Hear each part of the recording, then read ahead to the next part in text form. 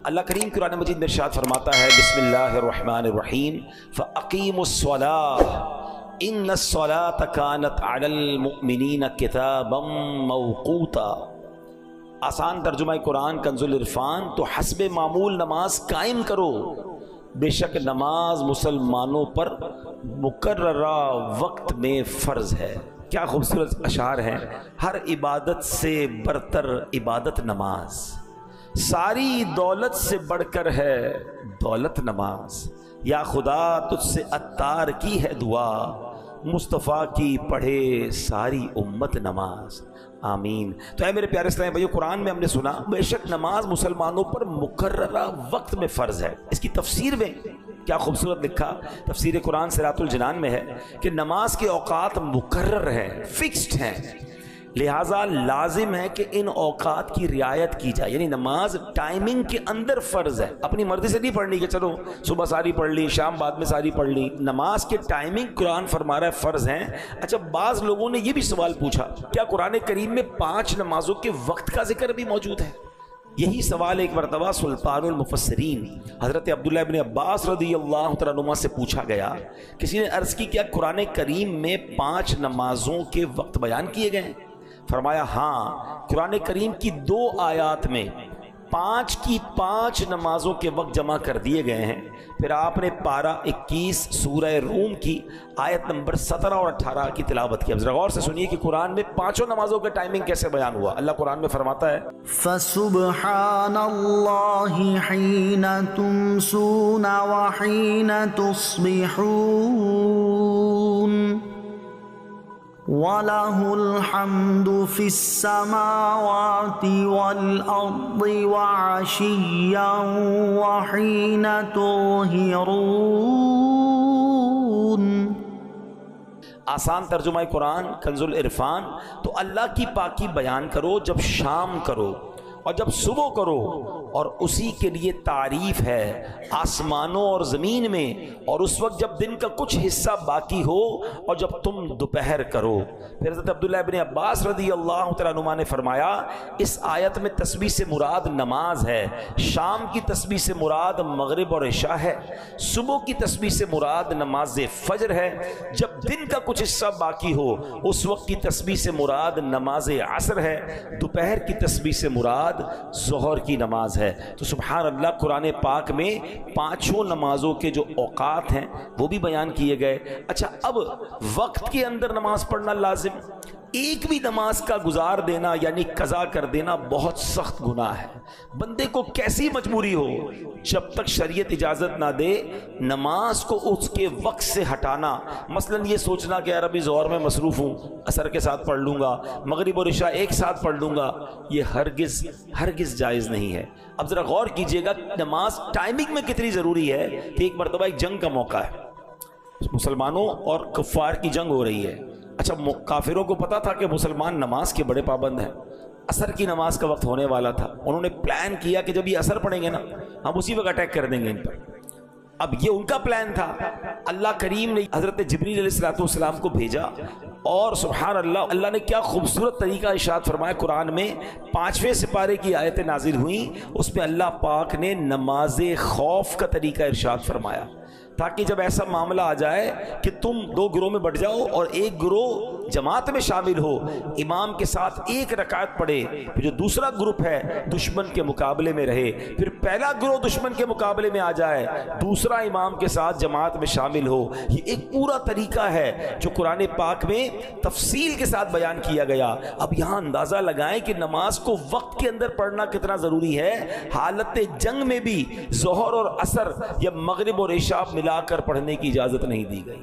اب ذرا غور کریں کتنا امپورٹنٹ ہے کہ دشمن سامنے ہے، صفیں بنی ہوئی ہیں، عصر کا وقت آیا، یہ نہیں فرمایا کہ ابھی لڑائی ہے، جنگ ہے، اس کے بعد پڑھ لینا، نہیں، طریقہ پورا بیان ہوا قرآن میں کہ امام کھڑا ہو اور جناب ایک صف بنائی جائے، اور ایک جو گروہ ہے وہ دشمن کے مقابلے میں رہے، 1 رکعت ادا کرنے کے بعد، ایسا نہیں کہ پوری 4 رکعتیں، 1 رکعت یہ ادا کریں پھر یہ دشمن کے مقابلے میں جائیں اور وہ گروہ آ جائے، ٹائمنگ کے ساتھ دشمن کے مقابلے میں بھی نماز بھی پڑھنے کا حکم قرآن نے دیا اور بعد جماعت نماز پڑھنے کا حکم دیا.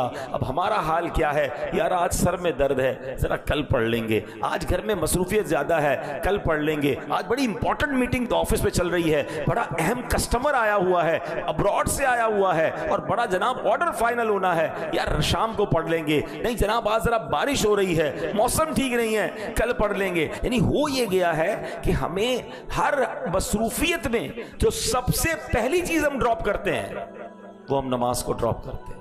حالانکہ کسی بھی حالت میں، کسی بھی سچویشن میں، یعنی اس سے بڑی کیا سچویشن ہوگی کہ دشمن سامنے کھڑا ہے، مگر صحابہ کرام کو اس وقت بھی نماز پڑھنے کا ٹائم کے اندر حکم دیا گیا. کاش یہ ریئلائزیشن ہو جائے سارے کام بعد میں ہیں، پہلے نماز ہے. اور میں آپ کو صحیح بتاؤں، ماشاءاللہ میں چہرے دیکھتا ہوں، آپ میں سے بہت ساروں کو جانتا ہوں کہ آپ کو اللہ نے بڑی عزتیں دی ہیں. آپ اپنے آفس کے کوئی سی او بیٹھے ہوئے ہیں، کوئی مینیجرز بیٹھے ہوئے ہیں، کوئی مالک بیٹھے ہوئے ہیں، آپ کے ساتھ ٹھیک ٹھاک لوگ وابستہ ہیں. اگر آپ ایز اے سی او، آپ as a head of the department, آپ ایز اے مینیجر، آپ as a leader of the team, وقت ہونے پر اپنے آفس میں، اپنی فیکٹری میں میٹنگ سے کھڑے ہو کر آپ نماز پڑھیں گے نا، آپ یقین کریں آپ انسپریشن بنیں گے. آپ کو دیکھ کر لوگ نماز پڑھیں گے، یار اتنا بیزی آدمی نماز پڑھ رہا ہے. آپ اپنے گاہک کو بتائیں کہ بس میں نماز پڑھ کے آیا، بلکہ اس کو بھی کچرے نماز پڑھتے ہیں. یہ بعض اوقات ایک جملہ، ایک انداز، یہ دعوت بن جاتی ہے. ماشاءاللہ کئی ہم نے دیکھا آفیسز کے بعد لکھ دیتے نماز کا ٹائم، بھائی اس وقت کام بند ہے، 5-10-15 منٹ کا بریک لیں. اپنے امپلائیز کو پڑھائیں. میں آپ کو مزے کی بات بتاؤں، دعوت اسلامی میں آلموسٹ پاکستان میں 42,000 امپلائیز ہیں. 42,000 امپلائیز والی کمپنی شاید یہاں پر کوئی بھی نہیں بیٹھا ہوگا، اتنی بڑی کمپنی کا اونر، ٹھیک ہے. لیکن ہمارا رول یہ ہے کہ جو بھی مصروفیت ہے، نماز کا ٹائم ہوگا وہ کام بند ہو جائے گا، سارے لوگ نماز پڑھیں گے. بلکہ یہ رول ہے کہ جو بے نمازی ہے وہ ہمارا امپلائی نہیں بن سکتا. یعنی ہمارا رول یہ ہے کہ جناب جو اللہ کا نافرمان ہے وہ ہماری کمپنی کا فرما بردار کیسے بن سکتا ہے. آپ رول بنائیں نا کہ بھائی میرے آفس میں نمازی بندہ ہی جاب پہ رہے گا، اس سے کیا فائدہ ہوگا؟ 100 آدمی، 200 بندے، 500 بندے، جتنے سب نمازی بن جائیں گے، سب کا ثواب آپ کو ملے گا. عادت ہو جائے گی نماز کی، اور آپ بھی نماز پڑھیں. یعنی آپ جو جس پوزیشن پر ہے، اگر اس پوزیشن پہ نماز کے وقت پر آپ کھڑے ہو کے نماز پڑھنے چلے جائیں یا نماز کا اہتمام کریں اپنے آفس میں، فیکٹری میں، گھر میں. بچوں کو بھی یہ ٹریننگ ہو کہ نماز چھوڑنے کا تصور ہی نہیں ہو. یعنی سب کو پتا ہے نماز کا ٹائم ہوگا، کوئی اور کام نہیں انشاءاللہ. اور میں آپ کو صحیح بتاؤں، آپ نمازی بنے، ہمارے بچے نمازی بنیں گے. ہم تو ڈیلیبریٹلی اپنے بچوں کو ایک تربیت دے رہے ہیں، انفارچونیٹلی بتا نہیں رہے، مگر ایک ٹریننگ کیا دے رہے ہیں کہ ہر جمعے کو ابو نماز کے لیے جاتے ہیں، تو اب بچہ بھی جمعے کو ہی آئے گا. میرے آپ کے مرنے کے بعد بھی جمعہ ہی پڑے گا، کیونکہ اس نے دیکھا ابو تو ہر جمعے کو ہی مسجد جاتے ہیں، اس کے بعد تو پھر رمضان میں جاتے ہیں. یہ پوری ٹریننگ ہم ڈیلیبریٹلی دے رہے ہیں اپنے بچوں کو، اور ہمارے مرنے کے بعد بھی جمعہ ہی پڑھیں گے. تو آج ہم نے سنا کہ ایٹ اینی کاسٹ نماز قضا نہیں ہوگی. مفتی امجد علی اعظمی صاحب جنہوں نے بڑی کمال کی فقہ کی کتاب لکھی بحر شریعت، آپ نے اس میں ایک مسئلہ لکھا کہ اگر بندہ کشتی میں جا رہا ہے، کشتی اللہ نہ کرے طوفان کی نظر ہو گئی، ٹوٹ گئی، ایک بندے نے تختہ پکڑ لیا، تختے پہ بڑی مشکل سے بیٹھ گیا. اب اگر اس تختے پر بھی نماز کا وقت آئے گا تو اس حالت میں بھی اس پر نماز پڑھنا فرض ہوگی. اس سچویشن میں بھی نماز معاف نہیں ہے. لیکن ہم ہر چھوٹی سی سچویشن پہ، چھوٹی سی مصروفیت پہ چھوٹا سا ایکسکیوز لے کر سب سے پہلے نماز کو چھوڑ دیتے ہیں. اب نیت کر لیں ہم ایسا نہیں کریں گے انشاءاللہ. صاحب بحر شریعت کی بات ہو رہی تھی مفتی امجد علی اعظمی صاحب کی، تو آپ کی زندگی کا ایک واقعہ آپ کو سناتا ہوں. ایک بار آپ بیمار ہو گئے تھے، بیماری کی وجہ سے آپ بے ہوش ہو گئے اور طویل بے ہوش رہے. دوپہر کو بے ہوش ہوئے، ظہر کی نماز کا وقت چلا گیا، عصر میں آپ بیدار ہوئے. جیسے ہی ہوش آیا پہلا سوال یہ کیا کہ ظہر کا وقت باقی ہے؟ تو کسی نے بتایا حضور ظہر کا تو وقت چلا گیا ہے. آپ کی آنکھوں سے آنسو نکلنا شروع. کہا حضور کہیں درد ہو رہا ہے، دوبارہ تکلیف ہو رہی ہے؟ کہہ رہا ہے اس سے بڑا درد کیا ہوگا، اس سے بڑی تکلیف کیا ہوگی کہ میری ظہر چلی گئی. تو انہوں نے کہا حضور آپ تو عالم دین ہیں، آپ کو تو مسئلہ پتہ ہے کہ بے ہوشی کے عالم میں اگر وقت گزر جائے تو اس پر پکڑ نہیں ہے، اس پر گناہ نہیں ہے. یہ نماز قضا ہوئی مگر آپ کے ہاتھ میں نہیں تھا. آپ فرماتے تو مجھے پکڑ کی بات کر رہے ہو، میں تو اس بات پر افسوس کر رہا ہوں کہ وقت مقررہ پر دربار الہی میں حاضری سے محروم رہا.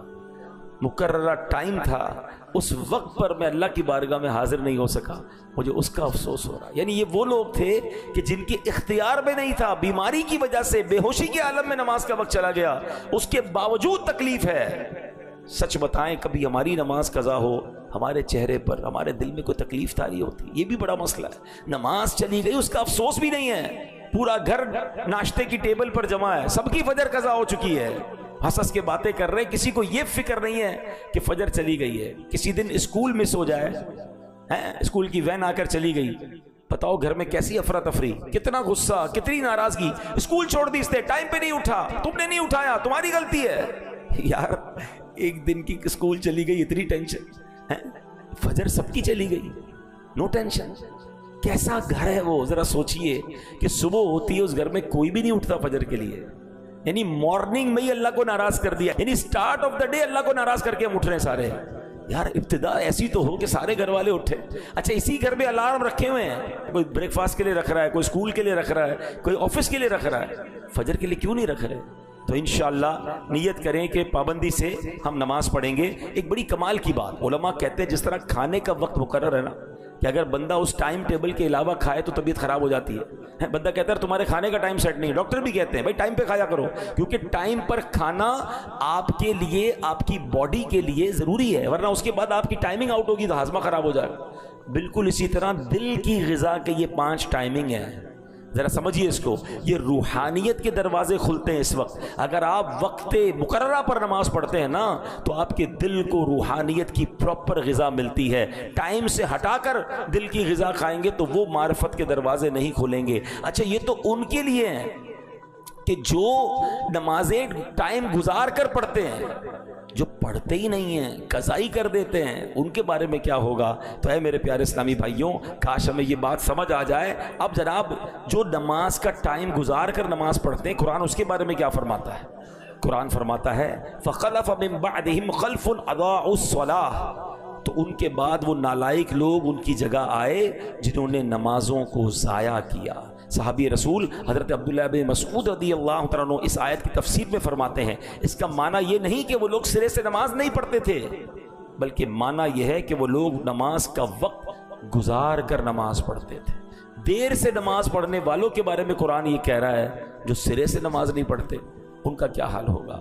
نبی پاک علیہ السلام فرماتے ہیں جس نے جان بوجھ کر نماز چھوڑی اس سے اللہ پاک اور اس کے رسول کا ذمہ بری ہو گیا. اعلیٰ حضرت امام اہل سنت لکھتے ہیں جس نے جان بوجھ کر ایک وقت کی نماز چھوڑی ہزاروں سال جہنم میں رہنے کا حقدار ہوا, جب تک توبہ نہ کرے اور اس کی قضا نہ کر لے.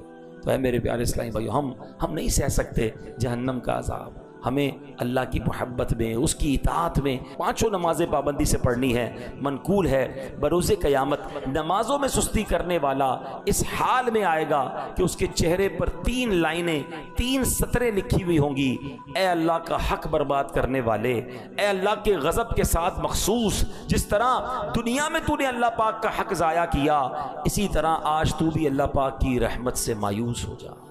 کہاں جائیں گے ہم اگر اللہ کی رحمت سے مایوس کر دیا ہے؟ ایک مشورہ دے دیتا ہوں, نماز کے ٹائمنگز پراپر پتہ چل جائیں. موبائل اپلیکیشن ہے پریئر ٹائمنگ, ٹھیک ہے, پریئر ٹائم, یہ دعوت اسلامی پریئر ٹائم آپ لکھیں گے, ایپ اسٹور پہ بھی ہے, پلے اسٹور پر بھی, اس کو ڈاؤن لوڈ کر لیں. One of the beautiful application ہے, پوری دنیا میں آپ کہیں بھی چلے جائیں, ایون آپ جہاز میں ہیں, آپ اس کی لانگیٹیوڈ ایٹیٹیوڈ جو بھی لکھیں گے آپ کو جہاز کے اندر کا ٹائم بھی وہ بتا دے گا. دنیا بھر کے لاکھوں مقامات کا اس میں نماز کے ٹائمنگ مل جائیں گے, قبلہ ڈائریکشن مل جائے گا, وظائف مل جائیں گے. جب اتنا اہم فرض نماز ہے تو ہمارے پاس یہ ٹولز بھی ہونے چاہیے تاکہ ہم اپنے ٹائم ٹیبل کے مطابق نماز کو ادا کریں. اور انشاءاللہ ہم اللہ نے چاہا نماز کی پابندی کرتے رہیں گے تو پھر انشاءاللہ باقی برکتیں بھی ملتی رہیں گی. صلو علی الحبیب صلی اللہ تعالی علی محمد صلی اللہ